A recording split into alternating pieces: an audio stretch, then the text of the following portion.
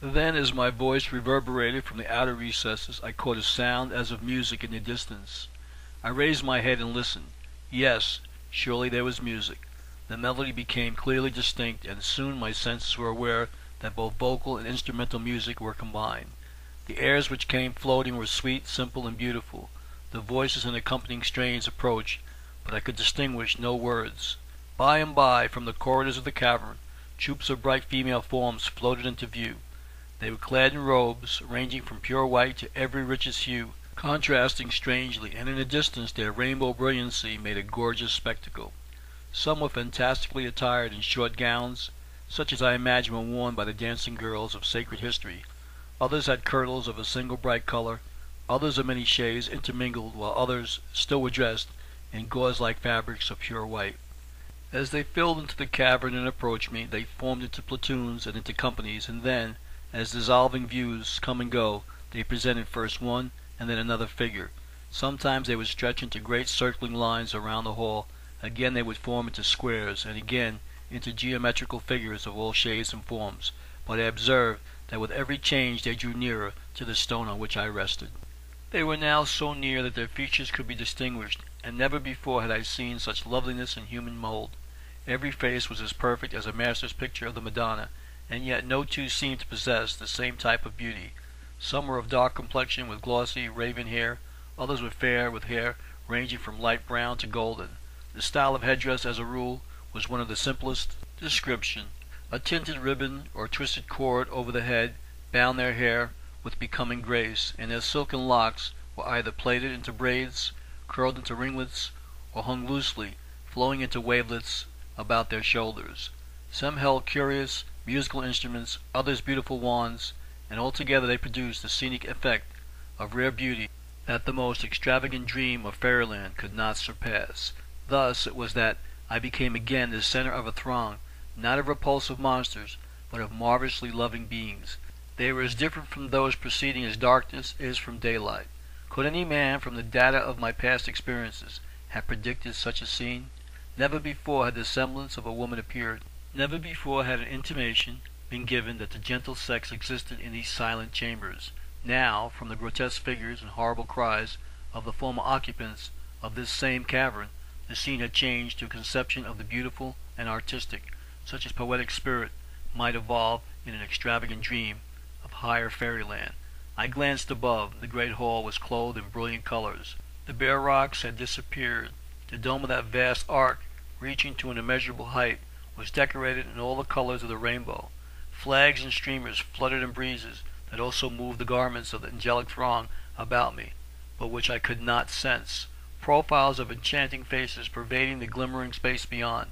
I alone was but an onlooker, not a participant of the joys about me. The movements of the seraph-like figures continued. Innumerable forms and figures followed forms and figures innumerable, and music indescribable blended with the poetry of motion. I was rapt. The past disappeared.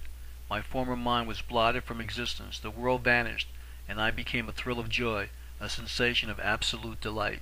The band of spirits or fairy forms reached the rock at my feet, but I did not know how long a time they consumed in doing this. It may have been a second, and it may have been an eternity. Neither did I care. A single moment of existence, such as I experienced, seemed worth an age of any other pleasure. Circling about me, these ethereal creatures paused from their motions, and, as the music ceased, I stood above them, and yet in their midst, and gazed out into a distance, illumined but less beautiful in the expanse than was the adjacent part. The cavern had altogether disappeared, and in the depths, about as far as the eye could reach, seemingly into the broad expanse of heaven, I saw the exquisite form that I had so perfectly described. Then a single band from the throng lightly sprung upon a stony terrace where I stood, and sung and danced before me. Every motion was perfect, as imagination could depict. Every sound was concentrated, extractive melody. The band retired and was replaced by another, which in turn gave way to another, and still another, until, as in this space we had no standard time, vanished, and numbers ceased to be numbers. No two of the band of dancers were clothed alike, no two songs were similar, though all were inexpressibly enchanting. The first group seemed perfect, and yet the second was better, and each succeeding band sung sweeter songs, were more beautiful and richer in dress than those preceding. I became enveloped in the aesthetic atmosphere. My spirit seemed to loosen from the body. It was apparently upon this point, escaping from its mortal frame. Suddenly the music ceased. The figures about me became passive, and every form standing upright and graceful gazed upon my face. As I looked at the radiant creatures, each successive face in turn seemed to grow more beautiful, each form more exquisite than those about. Then, in the distance, I observed the phalanx divide, forming into two divisions, separated by a broad aisle, stretching from my feet to the limit of space without, and down this aisle observed a single figure advancing toward me. As she approached, the phalanx closed in behind her, and when at last she reached the stone on which I stood, she stepped or was wafted to my side, and the phalanx behind her moved together and was complete again. My name is Etidorpha. In me you behold the spirit that elevates man and subdues the most violent of passions. In history, so far back in the dim ages as to be known now as legendary mythology, have I ruled and blessed the world. Unclasped the power over man and beast, and while heavens dissolve, the charms of paradise will perish. I have no master. The universe bows to my authority. Stars and suns enamored pulsate and throb in space, and kiss each other in waves of light. Atoms cold embrace and cling together. Structures inanimate affiliate with and attract inanimate structures. Bodies dead to other noble passions are not dead to love. The savage beast, under my enchantment, creeps to her lair and gently purrs over her offspring.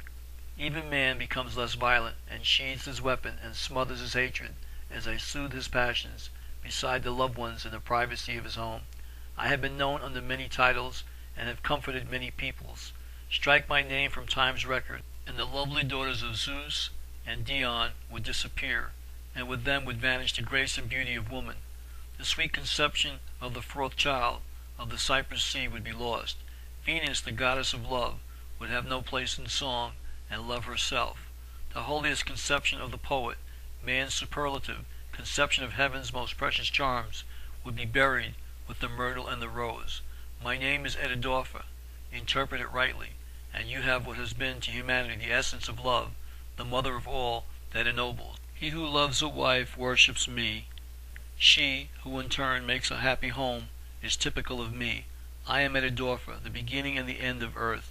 Behold in me the antitheses of envy, the opposite of malice, the enemy of sorrow, the mistress of life, the queen of immortal bliss. Do you know, she continued, and her voice, soft and sweet, carried with it a pleasurable sense of truthfulness indescribable, do you know that man's idea of heaven places me, Etidorpha, on the highest throne? With the charm of maiden pure, I combine the devotion of wife and the holiness of mother. Take from the life of man the treasures I embody, and he will be homeless, childless, loveless. The thought of heaven will in such a case be as the dismal conception of a dreaded platitude. A life in such a heaven devoid of love, and this, the Scriptures teach, is one of endless torment. Love, by whatever name the conception is designated, rules the world. Divius, the cold man of science, of the bond that binds him to this life thought, and his work is ended. Strike from the master of music the chord that links his soul to the voice he breathes, and his songs will be hushed. Dead in the sense of love, when the artist bears his art, and as the spirit that underlies his thought senses vanishes, his touch becomes chilled, and his brush inexpressible. The soldier thinks of his home and country, and without a murmur sheds his life blood. And yet they are debasing phases of love, for as love of country builds a nation, so love of pillage may destroy it. Love of the holy and the beautiful stand in human life opposed to love of the debasing and vicious. And I, Etidorpha, am typical of the highest love of man. As the same force binds the molecules of the rose and the violet as well as those of noxious drugs, so the same soul conception may serve the love of good or the love of evil. Love may guide a tyrant or actuate a saint, may make man torture his fellow or strive to ease his pain. Thus, man's propensity to serve his holy or his evil passion may each be called a degree in love, and in the serving of that passion the love of one heart may express itself as the antithesis of love in another. As bitter is here to some men's taste, more pleasant than sweet, and sour is yet more grateful to others. So one man may love the beautiful, another delight in the grotesque, and a third may love to see his neighbors suffer. Amid these, the phase of love that ennobles brings the greatest degree of pleasure and comfort to mankind, but the love that degrades is love nevertheless, by whatever name the expression of the passion may be called. Love rules the world, and typical of man's intensest, holiest love, I, Etidorpha, stand the soul of love supreme. She hesitated.